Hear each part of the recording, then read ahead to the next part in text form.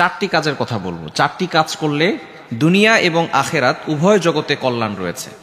নবীজি সাল্লাল্লাহু আলাইহি সাল্লাম জানিয়ে দিয়েছেন এই চারটি কাজ যদি আপনার দ্বারা হয়ে যায় তাহলে আপনি দুনিয়াতেও কল্যাণকর হতে পারবেন, আখেরাতেও আপনি মুক্তি পাবেন এবং জাহান্নামের আযাব থেকে মুক্তি পেয়ে জান্নাতে চলে যেতে পারবেন। নবীজি সাল্লাল্লাহু আলাইহি সাল্লাম জানিয়ে দিয়েছেন এক নাম্বার হচ্ছে সিদকু হাদিস, সত্য কথা বলা।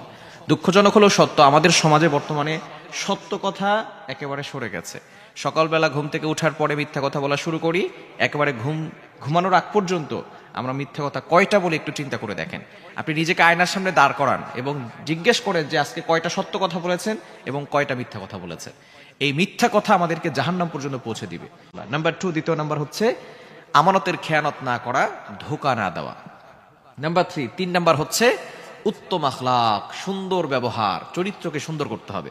নবীজি সাল্লাল্লাহু আলাইহি ওয়াসাল্লাম 40 বছর ধরে তিনি চরিত্রের পরিচয় দিয়েছেন, সকলের সাথে সুন্দর ব্যবহার করেছেন। মক্কার কাফেররা পর্যন্ত বলতো এই যে দেখো আব্দুল্লাহর ছেলে মুহাম্মদ এত ভালো, এত সত্যবাদী, এত আমানতদার, এরকম সন্তান আমরা আগে কখনো দেখি নাই। কিয়ামত পর্যন্ত এত সুন্দর, সত্যবাদী এবং আমানতদার সন্তান আর কখনো আসবেও না। Can you imagine that? কল্পনা করতে পারছেন? আবু বকর সিদ্দিক রাদিয়াল্লাহু তাআলা এই কথা বলেন নাই, ওমর রাদিয়াল্লাহু তাআলা এই কথা বলেন নাই, এই কথা বলেছেন আবু জাহেল, উতবা, শাইবা। এরা বলেছে যে এই যে আব্দুল্লাহর ছেলে মুহাম্মদ, এর মতো একটা ভালো ছেলে হয়ই না, কখনো মিথ্যে কথা আমাদের কাছে বলে নাই।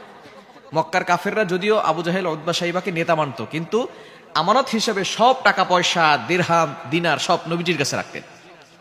এই জন্য অবশ্যই আমরা উত্তম আখলাক হওয়ার চেষ্টা করব, সকলের সাথে ভালো ব্যবহার করার চেষ্টা করব। নবী সাল্লাল্লাহু আলাইহি ওয়াসাল্লামের থেকে আমরা এই শিক্ষা নিয়ে উত্তম ব্যবহার সকলের সাথে করব। এবং 4 নাম্বার হচ্ছে হালাল রিজিক উপার্জন করা, হারাম থেকে দূরে সরে আসা, হারামটাকে বয়কট করা এবং হালালটাকে আঁকড়ে ধরা, হালাল উপার্জন করবেন। এই 4টি গুণ যদি আপনি অর্জন করতে পারেন, দুনিয়াতেও শান্তি, আখিরাতেও আল্লাহ আপনার জন্য শান্তির ব্যবস্থা করে দিবে।